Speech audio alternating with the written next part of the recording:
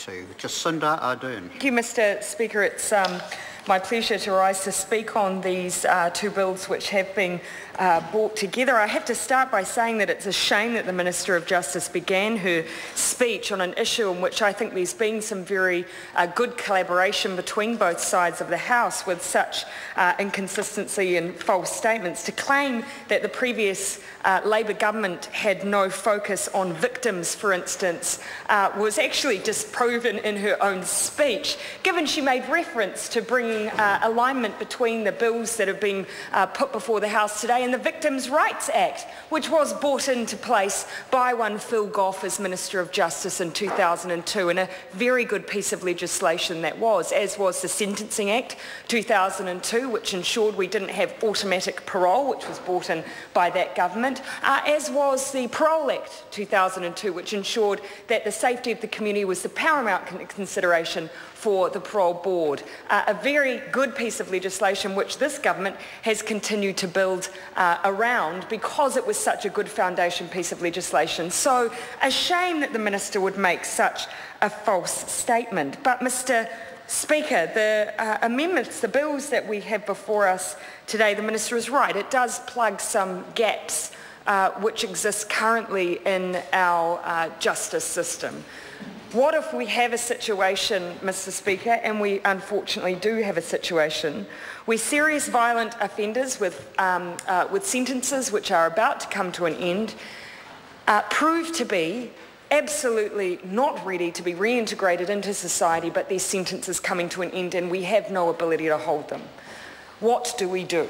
Now, Phil Goff was faced with this very situation, Mr Speaker. Of course, we now have the ability with preventive detention to ensure that actually at sentencing, if a judge determines that an individual in question might not obviously have committed a murder, which would allow a life sentence to be imposed, but actually may have committed a crime that was so heinous that he or she thought it prudent to place preventive detention over them to give the Parole Board an ongoing ability to hold that offender in prison. But what if they weren't given preventative detention?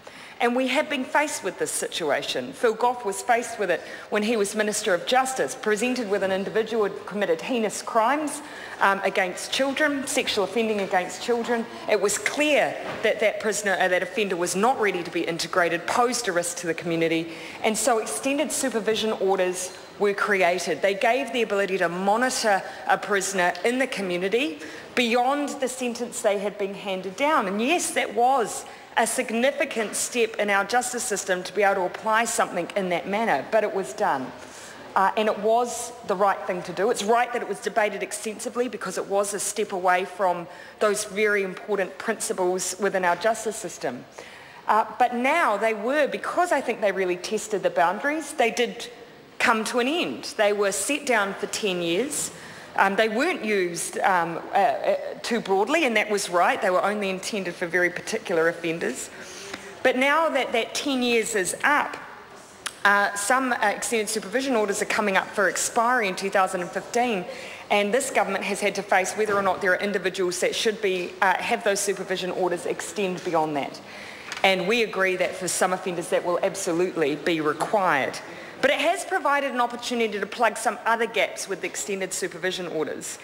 So the bill that we have debated as a parliament has suggested that instead of having a 10-year time limit, we have no time limit, but that we ensure we continue to review extended supervision orders so that we make sure that they're not being used inappropriately or for longer than is required. Because again, keeping in mind, these are offenders who have served their sentence as handed down to them by the justice system. They also propose that we extend who is covered. As I said originally, we were talking about sexual offenders specifically relating to children. This bill extends who is covered to include under Section 107C, under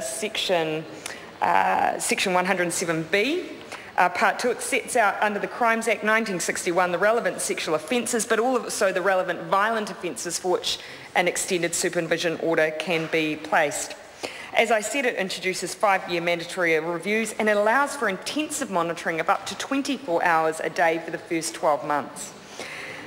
We debated this bill internally. Of course, whenever we challenge the bounds of our justice system in this manner, we need to make sure we have robust checks and balances in place.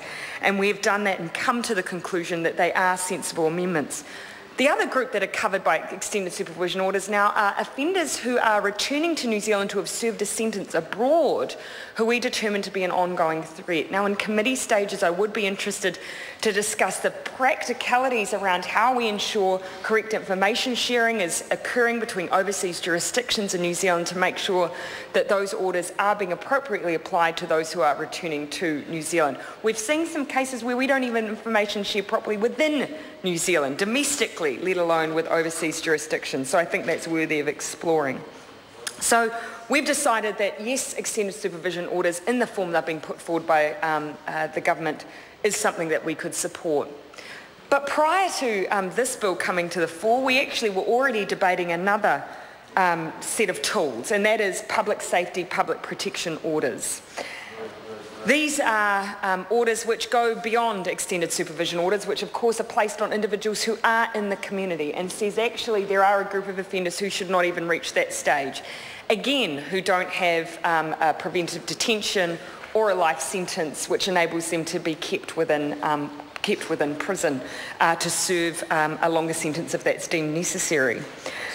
One question I would raise, Mr. Speaker, is it does interest me that we would have offenders who would reach that threshold but who have not been given preventive detention.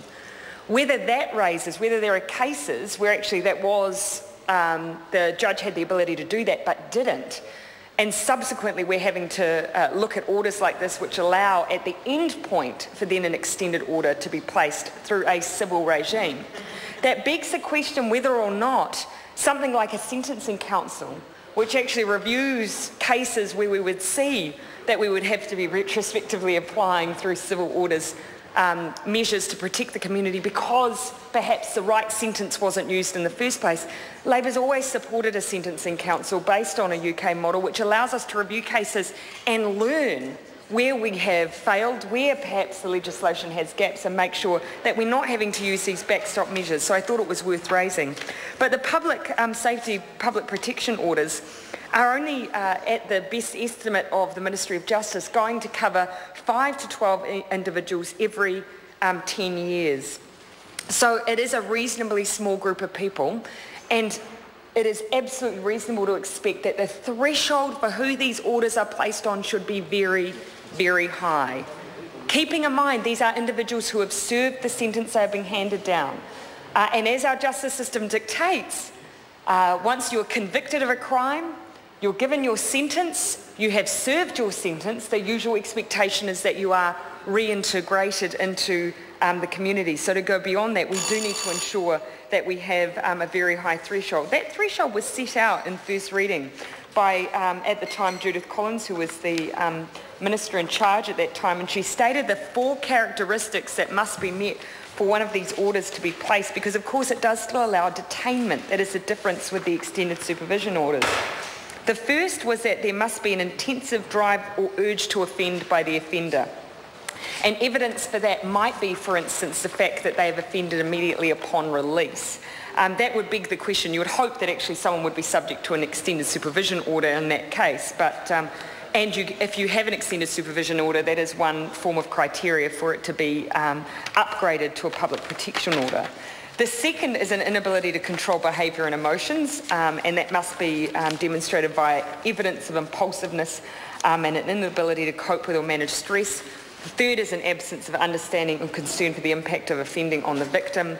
The fourth is that the person experiences poor interpersonal relationships or social isolation.